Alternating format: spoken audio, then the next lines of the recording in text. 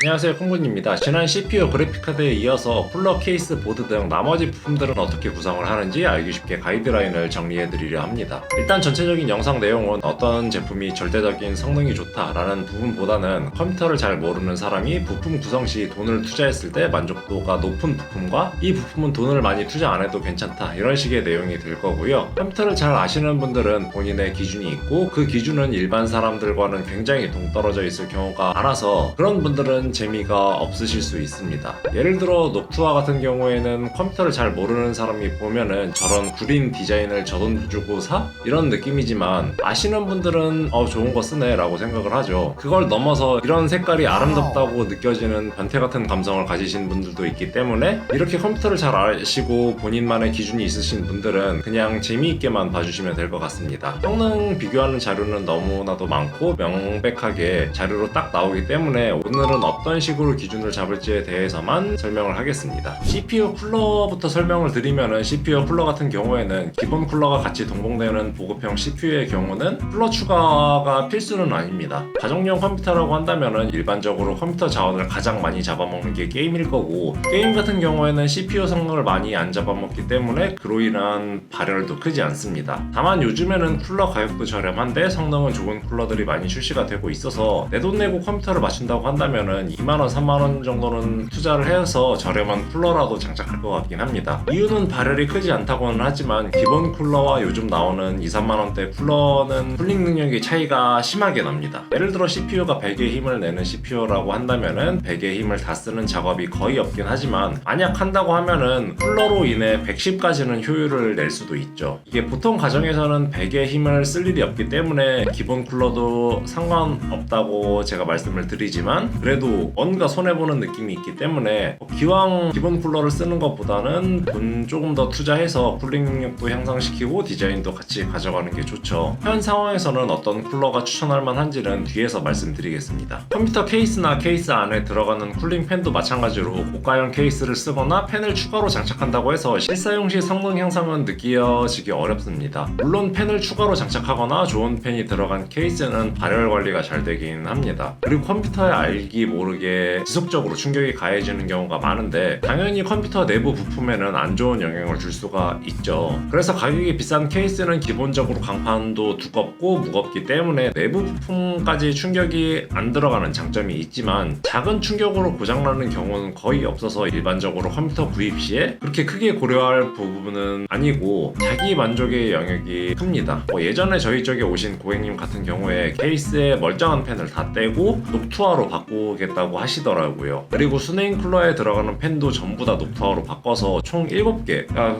팬 가격만 30만원이 넘는 돈을 투자를 한다고 하길래 실사용 시에는 전혀 체감이 안 될 거고 온도 몇 도 차이 나는 게 끝일 거다라고 설명을 드렸지만 그분이 말씀하시기에 저희 같은 사람은 온도 몇 도에 목숨을 걸죠 라고 하시길래 납득을 하고 판매했던 기억이 있었던 만큼 나는 컴퓨터 사용 시에 컴퓨터 온도 이런 거 신경 안 쓴다, 그냥 컴퓨터 끊기지 않고 사용하면 된다, 이런 분들은 케이스에 크게 투자하지 말라는 물론이 나오겠지만 제가 이번 영상을 만든 이유 중에 하나가 오히려 컴퓨터를 잘 모르시거나 오랜만에 컴퓨터를 마음먹고 맞추시는 거라면은 오히려 다른 부품 성능을 조금 낮추더라도 케이스랑 CPU 쿨러에 돈을 투자해 보시는 걸 추천을 드립니다. 이게 기능적인 부분이 아니라 디자인적인 부분에 투자를 하시는 걸 추천을 드리는 거고요. 이유를 말씀드리면은 제가 주변 지인들에게만 하더라도 100대 넘게 판매를 했는데 디자인적인 부분에서 판매가 된 컴퓨터가 만족도가 비교도 못할 만큼 높고 피드백도 좋게 왔습니다. 디자인은 별로 신경 쓰지 않는다 이런 분들도 예산 안에서 견적을 짜고 막상 조립된 컴퓨터를 보면은 너무 만족하고 나중에 가서도 컴퓨터를 잘 쓰고 있다라는 피드백을 많이 받았습니다. 이렇게 설명드리는 것보다 최근에 지인이 컴퓨터 구입한다고 연락 온 거를 예시로 보여드리고 마저 설명드리겠습니다. 견적을 업체한테 받을 때는 롤 정도만 하고 컴퓨터 금액만 170으로 짜달라고 하고 받은 견적이고 아내한테 선물용으로 줄 거라 화이트 색상으로 견적을 부탁해서 받은 견적이라고 하더라고요. 일단 처음 받은 견적부터 조금 답이 없죠. 보통 지인이 이렇게 견적을 짜가지고 오는 경우에는 그냥 금액만 더 저렴하게 맞춰주지만 이건 그냥 제가 새로 견적을 짜줬습니다. 어차피 롤 말고 해봐야 디아블로4 이번에 나온 거 조금 할 수도 있다라고 해서 차라리 CPU를 12세대로 낮추고 쿨러도 전혀 순행이 필요 없는 사양이지만 디자인적으로 투자를 하고 나머지 부품을 낮춰서 이렇게 짜줬습니다.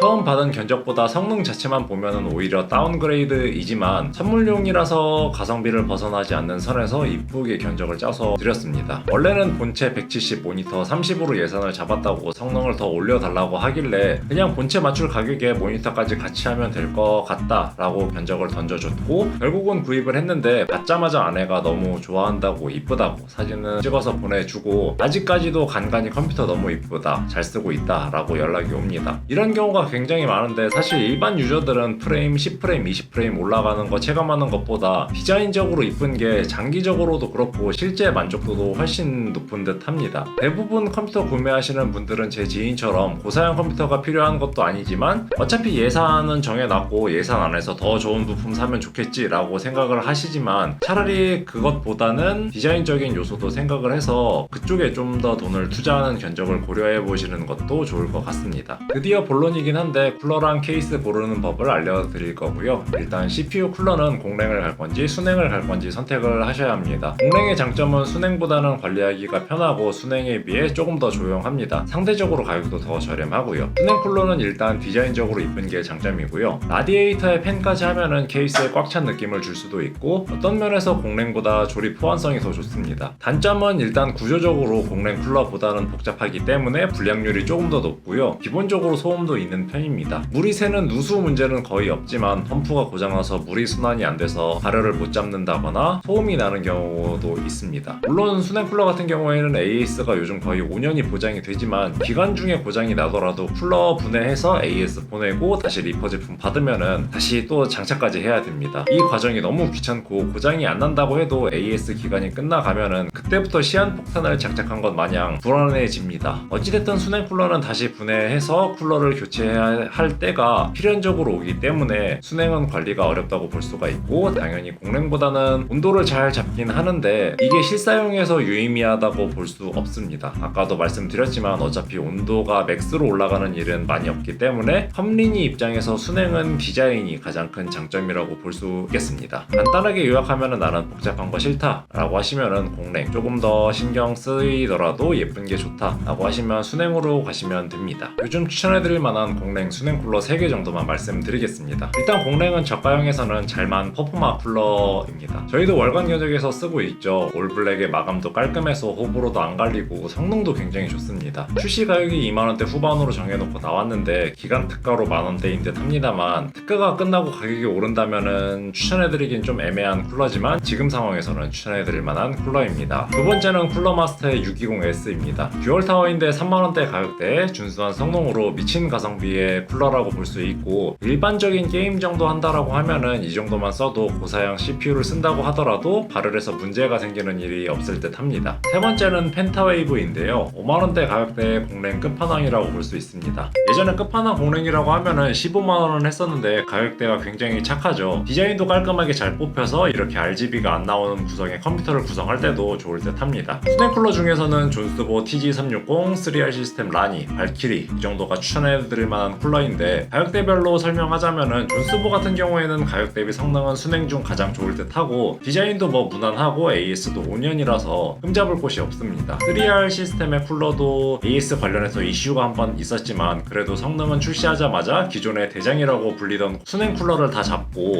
가격도 저렴해서 지금까지 계속 핫했던 쿨러이고, XY 모델 같은 경우에는 디스플레이에 수온이 표시가 되어서 쿨러가 불량이 생겼을 때도 직관적으로 온도 확인이 가능합니다. 기존에 이런 디스플레이가 달려있는 순행 쿨러는 크라켄이 있었는데 가격이 너무 비싸다 보니 눈길이 안 갔는데, 이 정도 가격이면 굉장히 합리적인 가격이라고 생각이 되지만 솔직히 디자인은 크라켄이 이쁘긴 합니다. 그리고 발키리 같은 경우에는 뭐 현 상황에서 대장급 쿨러라고 볼 수 있습니다. 이렇게 상세 페이지에 대놓고 광고화하는 제품이니만큼 성능으로서는 지금 뭐 최상급의 쿨러이고 가격도 그렇게 비싼 편도 아니죠. 디자인은 호불호가 있을 것 같긴 하지만 컴덕들에게 관심을 많이 받는 제품입니다. 패키징도 굉장히 깔끔한 걸로 유명합니다. 이 정도면 쿨러는 끝난 것 같고, 요즘 나오는 케이스들은 디자인이랑 가격대만 맞으면 구입하시면 될 것 같습니다. 진짜 너무 특이한 케이스가 아니라면은 기능상에 문제 있는 케이스가 많이 없습니다. 그렇기 때문에 요즘에는 뭐 이런 식으로 전면이 통유리로 되어 있어서 디자인적으로 시원한 케이스들이 인기가 많은 듯 합니다. 케이스를 고르실 때는 내가 뭐 하드를 너무 많이 써야 해서 하드베이가 많은 케이스가 좋다, 아니면은 충격이 자주 발생되는 상황이다, 이런 특이한 경우가 아니라면은 케이스가 성능에 미치는 영향이 내용이 거의 없어서 가성비가 좋은 케이스가 어떤 게 있다 라고 제가 찝어드릴 수가 없기 때문에 디자인이 마음에 드는 케이스를 고르시는 게 가장 잘 고르는 방법 같습니다. 어쩌다 보니 영상이 길어져서 메인보드랑 메모리, SSD 같은 나머지 부품들은 다음 영상에서 좀 더 짧고 간결하게 정리해서 다음 영상으로 찾아뵈야 할 것 같네요. 오늘도 영상 시청해주셔서 감사하고 도움이 되셨으면 구독, 좋아요 눌러주시면 큰 힘이 될 것 같습니다. 케이스 호환성이나 고민하고 있으신 쿨러가 있으시면 댓글로 남겨주시면 같이 고민해드리겠습니다. 다음 영상에서 뵙겠습니다.